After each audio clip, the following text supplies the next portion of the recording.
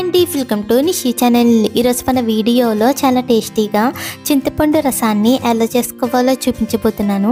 ఈ చింతపండు రసాన్ని తక్కువ టైంలోనే మంచి రుచిగా చేయాలి అంటే ఇలా రసం పొడిని చేసి చూడండి, చాలా రుచిగా ఉంటుంది. అలాగే వేడివేడి అన్నంలో వేసుకొని తింటే సూపర్ టేస్టీగా ఉంటుంది. మరి ఆలస్యం చేయకుండా మంచి రుచిగా చింతపండు రసాన్ని ఎలా చేసుకోవాలో చూద్దాం.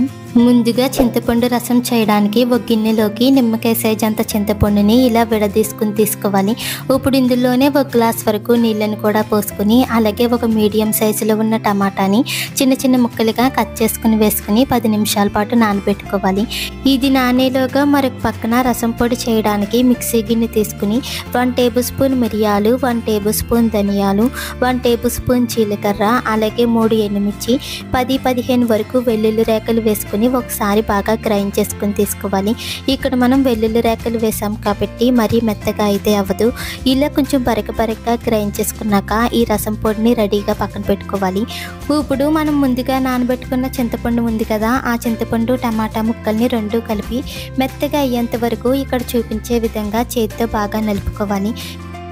ఇలా చింతపండు టమాటా ముక్కల్ని మెత్తగా అయ్యేంత వరకు బాగా పిసికిన తర్వాత ఇప్పుడు ఇందులో ఉన్న చింతపండు టమాటా తొక్కుని గట్టిగా పిండి పక్కకు తీసుకోవాలి. మనకి కావాలంటే ఈ టమాటా తొక్కుతో అయినా ఈ చింతపండు రసాన్ని చేసుకోవచ్చు.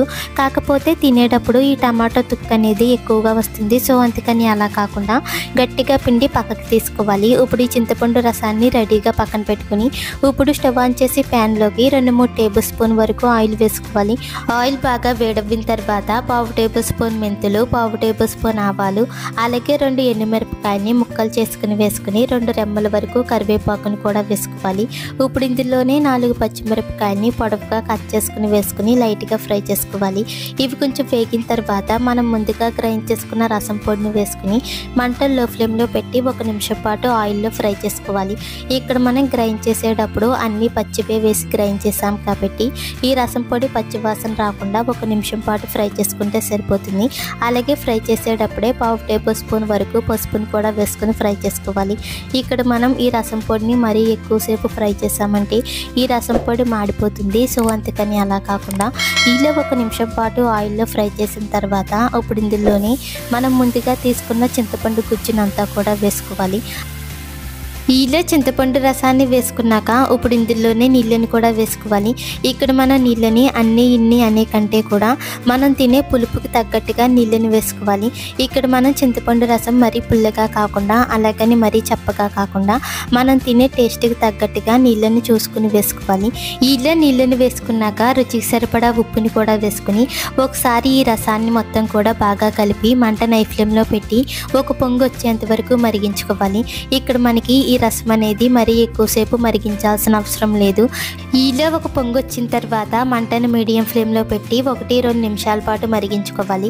అలాగే మరిగించుకునేటప్పుడే ఒకసారి టేస్ట్ చూసుకుని ఉప్పు సరిపోయింది లేనిది చూసుకుని సరిపోతే కనుక మరి కొంచెం వేసుకుని కలుపుకోవాలి.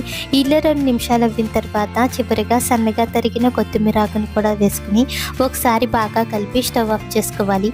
అంతే, సూపర్ టేస్టీగా చింతపండు రసం అయితే రెడీ అయిపోయింది. ఇలా మనం తక్కువ టైంలోనే మంచి రుచిగా చింతపండు రసాన్ని అయితే చేసుకోవచ్చు.